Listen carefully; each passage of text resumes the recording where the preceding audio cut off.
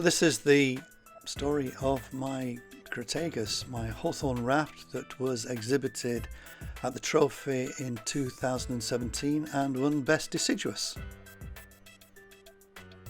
It all started on a Welsh hillside collecting the Yamadori, and I was with my friend Terry Foster, and the tree came out really quite easily, and the first thing I did was when I got it home was made a box that would fit it.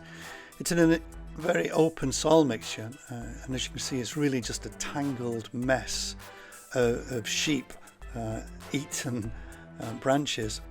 So what I wanted to do really was sort out the tree and get it down to the basic structure, removing all of the young branches, those that didn't have craggy bark on it. And what you've got here are 10 trunks on the tree, and this was about survival.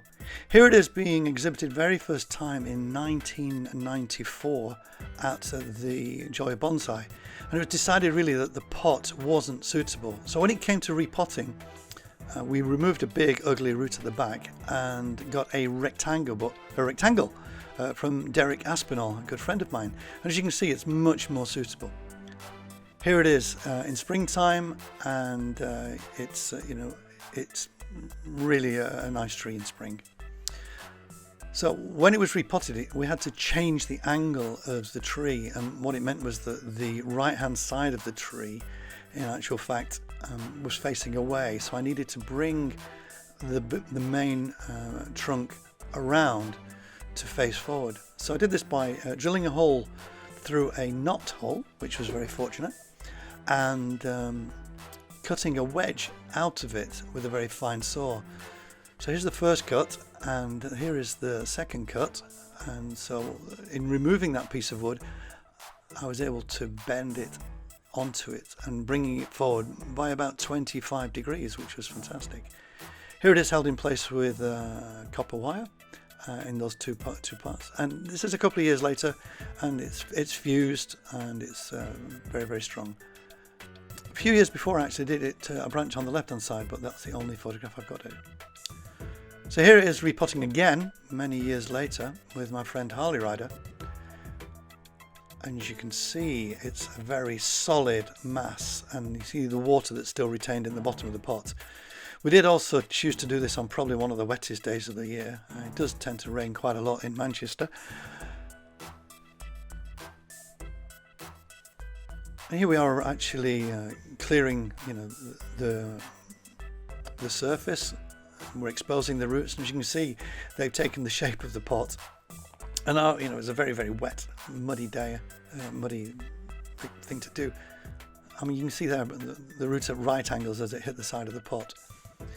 And that's the volume of root that the tree had gained over the years. I repotted this at every 6 years. So it was a case of completely bare rooting, taking all the soil off it. I do this with all my hawthorns. Clean the pot, of course, in readiness for taking the tree again. And it was a case of of sorting out the nabari and improving the root structure. That's something that I do with all the trees that when I'm repotting it. So again, jet washing, and we had this ugly root directly underneath the tree that lifted the tree out of the pot. So it was a case of removing that root. That was the first one that we did. And here it is, as you can see, it's quite substantial. It's the thickness of your thumb, so it's quite a substantial root. And it was a slow process of just untangling the roots, making sure that we had sufficient for the health of the tree. There's the pot in readiness. Now the other thing, of course, is that the timing of this was just as the buds are beginning to break, which for me is about mid-April.